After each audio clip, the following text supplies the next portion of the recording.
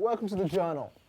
Due to the pandemic, there have been many changes to the show, but rest assured, the show of the past is still very much the show of today. Absolutely. Same show with more amazing content that you don't want to miss. On today's episode, we have content ranging from dealing with frontline workers to constructing a song. Now, let's dive into the Journal.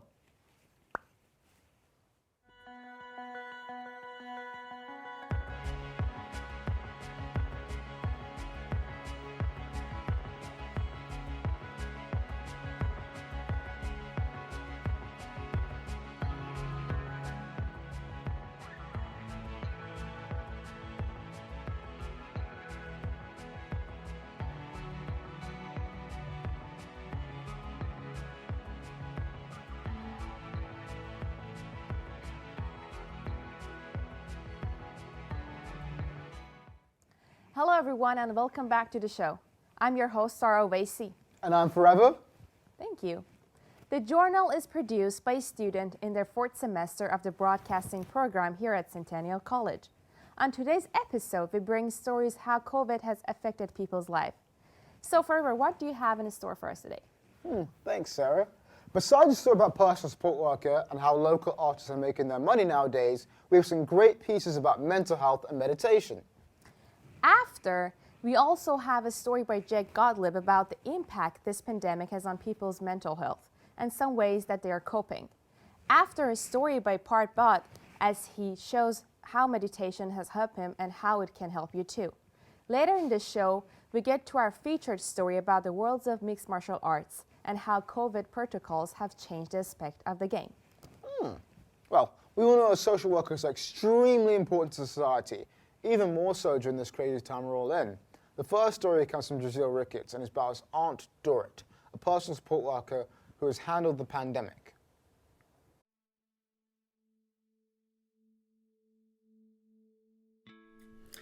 Hi, my name is Dorrit Ricketts. I work with special needs population and I've been doing this for over 30 years and I enjoy it a lot. I'm a mother of 9 children. And while I was having my 5th child, there was a person that I knew who was a hairdresser because I couldn't get outside of my home to do anything for myself.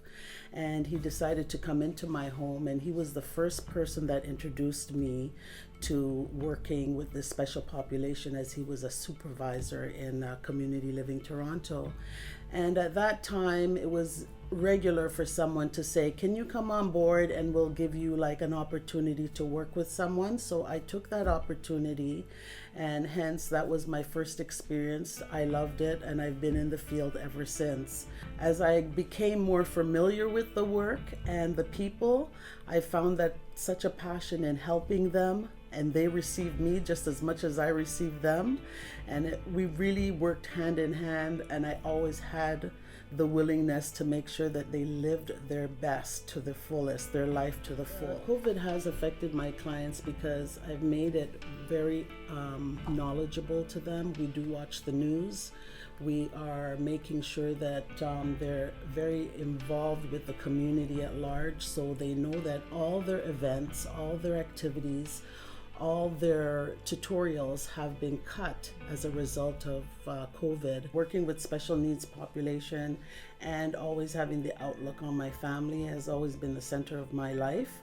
And so my hobbies and whatever reflects that is always coming back to home, family, and healthcare for anyone else. So it's time for lunch, okay? Come. Eating nicely, come. 3, 2, and 1. Nice listening. Okay, come. Yeah, come to the table.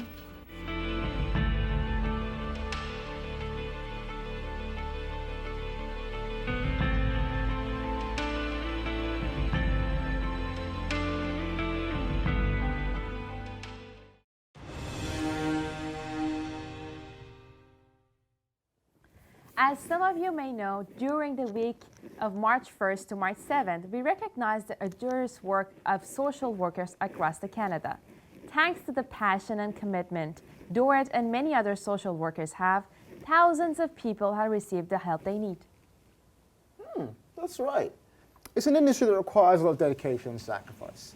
This topic also relates to our next story, which is about mental health social workers deal with people's mental health firsthand, and the next story we'll find out a little bit more about what life is like in the mindset of someone with mental illness and how people can rely on their pets to help cope with mental illness issues.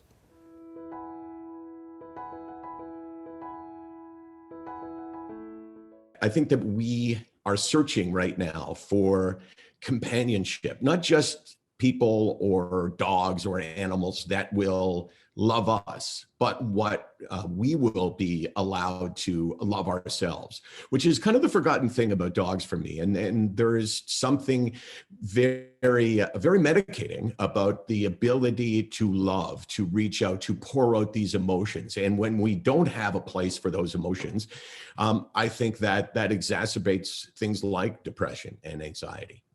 If you just looked at the average level of depression and anxiety, suicidal thoughts, suicides, and anything mental health related, including addiction, I think you would find that this is, as a population, our most trying time. I mean, walking the dog is, I have to say, there's a lot of days when the only thing that gets me outside is walking the dog. You know, I could, if not for the dog, sell all of my jackets because I'd have no reason to own a jacket during the winter. But yeah, Wrigley, our dog, means that I have to go outside, and I want to go outside with him. I think my dog Molly has definitely helped during this pandemic. She has relieved my stress, and when there's nothing to do, I can always go to her, and she's happy to go for a walk and do some activity. I don't know if I would have been able to survive without her during this time. Whether it's anxiety or depression or OCD or whatever it is, like we're used to that, but a lot of people are experiencing it for the first time and they don't know how to handle it. People like me who've dealt with mental health issues their whole life are more prepared for this. I think that having a dog is the best thing for someone who has any sort of mental illness. Like I can just tell you from my own experiences, like I've noticed that a lot of my fears, I'm not going to say they're gone, but they're way less prevalent, right? Like I don't worry about the same things I used to worry about because now I'm worrying about the dog. Everybody's bored, right? Like if it wasn't for video games and this puppy, I don't know what the hell I would have done for the last year. I'd love to have a dog in my family. I know I'm wishing for my birthday this year. I keep that in my mind. Hey, well, did you know that a study conducted by mhnational.org showed that pet owners, 74% of them reported mental health improvements from pet ownership? Interesting. Yeah. Coming up later in the show, you don't want to miss our story about how local artists construct a song. And our feature story about mixed martial arts. And who knows, maybe even a special appearance. Well, that's super exciting. You know, it could be anyone. But before we get there, we still have an insightful story about another strategy for mental health. Meditation is a tool used by many people to calm themselves down and stay mentally prepared to deal with stress and anxiety. You know, something we could all help with during the COVID crisis. Let's take a look. When I used to think meditation before I took it very lightly. I didn't realize until I started doing it that it's a very powerful source, even powerful than music or whatever things that brings you peace, but that's the most powerful source of peace for me. People in 2020 just forgot how to deal with the situations. That's where I was going, but I just found the right path at the right time. That's what meditation has done for me. Last year, which was a very difficult year for all of us, and I felt really depressed because of the pandemic, because of my new lifestyle here as I just moved into Canada. So I was just trying to cope up with my, trying to cook for myself, also doing the assignments for the college, also earning at work. So these all things took a toll on me. So that's when I was really depressed, and I took up on meditation.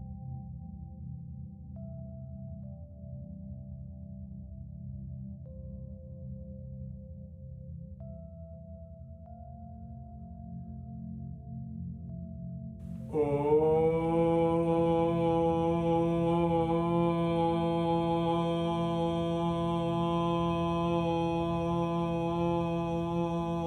chant Om, which is a Sanskrit word. Sanskrit is like the oldest language in the world, like even before Latin. So Om, as far as I have learned, Om has a frequency in it. When you speak Om, you just blast out that frequency from your mouth, which just goes out in the universe, as it says. If you Google Om, it would say the same thing. So when you chant Om, and in that particular manner, it would be communicated throughout the whole universe. It would be communicated through every atoms in the air. If I would describe 2020 year in just one word, I would define 2020 as life. Life at a glance. It's like we all saw our lives in just those 365 days. We had our highs and lows. We had seen everything. I wouldn't say about the moment I started meditation. I would say the moment I ended my first session of meditation. When I opened my eyes, I really felt like I was on the clouds with him,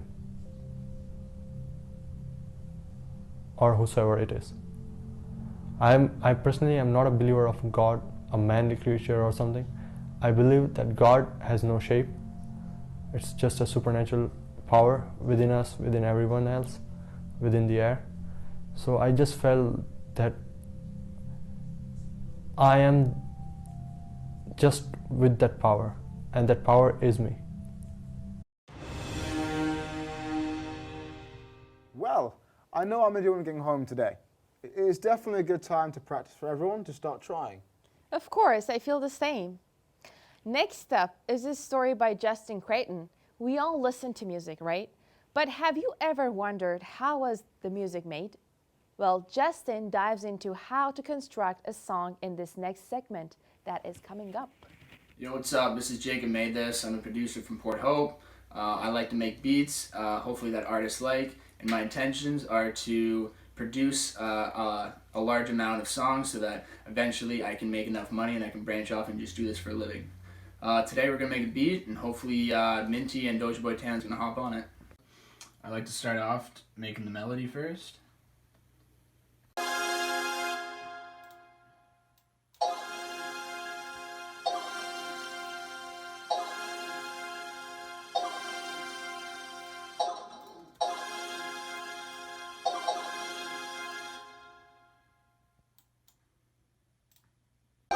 I'm just putting together a melody loop so I can finish the rest of the beat.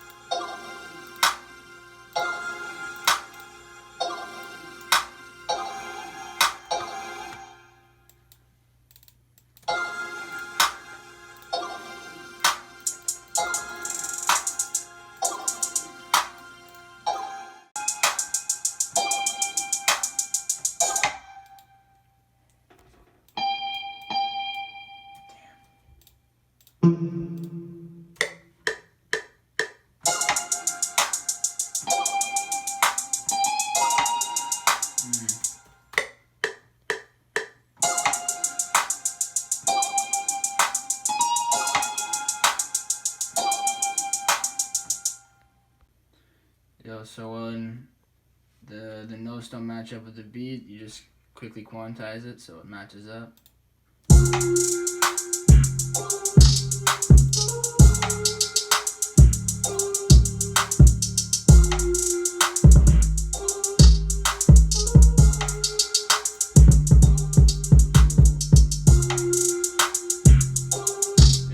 I gotta restart that.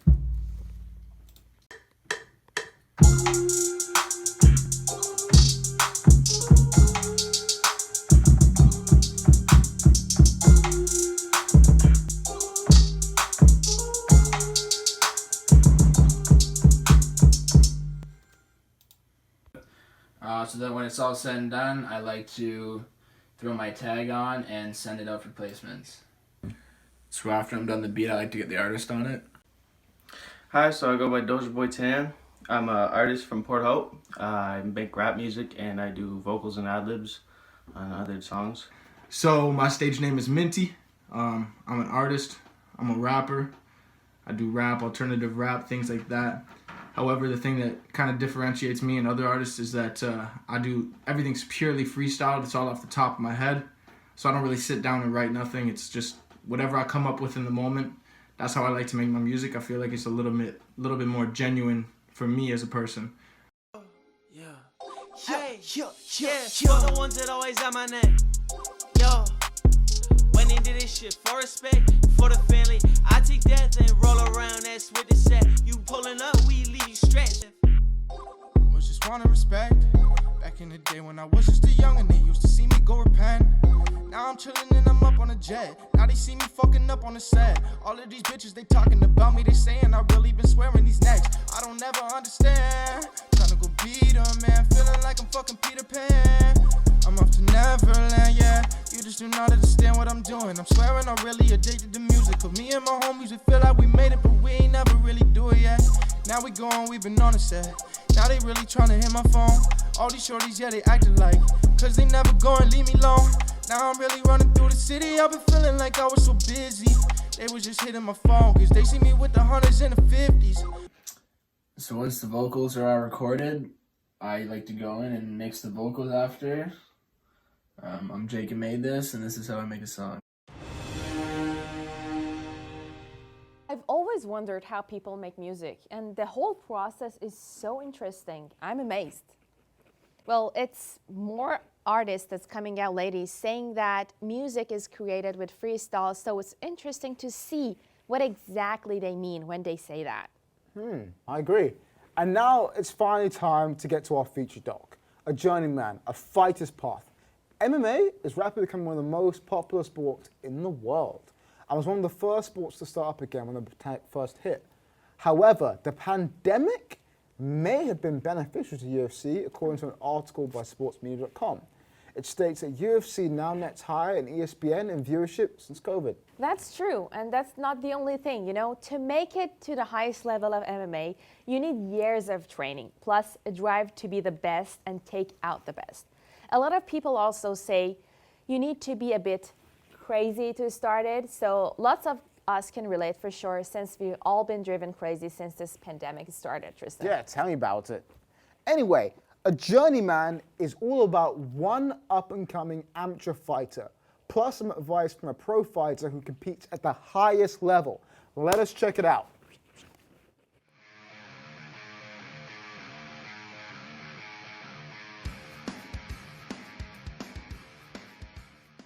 So I'm here with Brennan Picard. He is an amateur fighter who fights out of Kelshammer Gym. He is from Cobourg, Ontario, and we're going to get a chance to speak with him and learn a little bit about his journey throughout this fighting game. You're out in Texas right now, correct? Yes, Fort Worth, Texas. Right on. So what made you want to make this leap and go out there to train?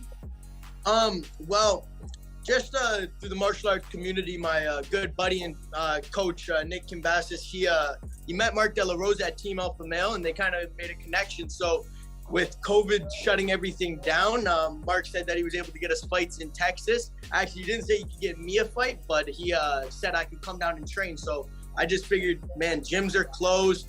Haven't been able to fight for a year. I figured I should just capitalize on the opportunity in front of me with the high level training down here too. I jumped on board. I actually had one of my my biggest Muay Thai fights, like my highest level challenge that I was going to face Zachary Baldwin, who's from Belleville, Ontario. And we were going to have a big fight on our home show, and it actually got shut down because of COVID. So I wasn't able to fight that, which was unfortunate because I've been looking forward to fighting him for a while now.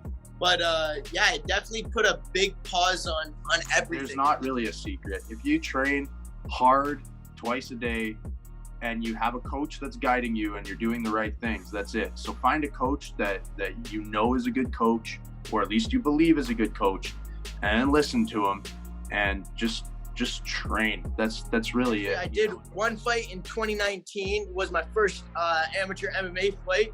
and I did it in front of a crowd in New York. Yeah, in front of a nice big crowd. That was my first one. Even both of the fights down here in Arkansas, they've both been in front of crowds too. I don't personally mind the difference. So, I mean, obviously it's quieter. It's a little bit different. You hear your corner perfectly, but you also hear your opponent's corner.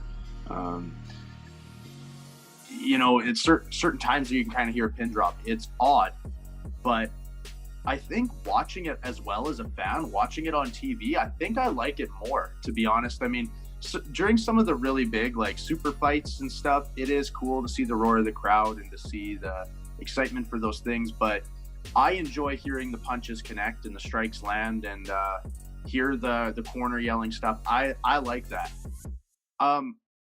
When I'm fighting personally, like, I'm in there to do a job, and I don't think I'm affected either way by there being a crowd or by there not being a crowd. It doesn't make a difference to me, but I'm sure that is a very individual thing. I think there's guys that thrive off of a crowd, and there's probably some guys that probably prefer it without a crowd. Right now, like, my goals were to do a couple more fights and go pro. I was hoping to go pro mid this year, but the fight game's real, you know. There's no shortcuts that can be taken.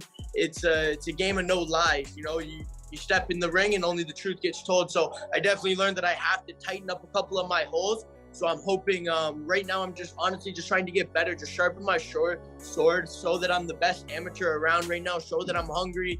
And that's just what I got to do right now. I got to prove to myself. I got to prove to my coaches, like Mark De La Rosa believes me, my dad believes me. But I'm training like 4 hours a day right now, making sure that's possible. And then hopefully go pro by the end of this year, and then the rest will come. So here's the thing. Exposure is a bullshit fucking thing. Exposure. Everybody wants exposure. Go win fights. Go in professional fights and earn your way there. Everybody's all about promoting yourself and exposure. It's not how it works. There's a public misconception where people think that you have to promote yourself and do all these stupid things. At the end of the day, I know people like to think it's entertainment, and it is entertainment. We watch it to be entertained. But at the end of the day, it's about winning fights and being good at your sport. If you're good enough, you're going to get signed eventually.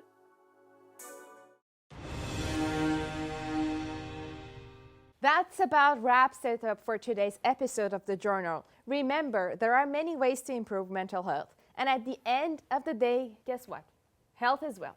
Wow, no, You know what I mean? I didn't know that. Wow, Did you like it or It's no? crazy information. No, I love that.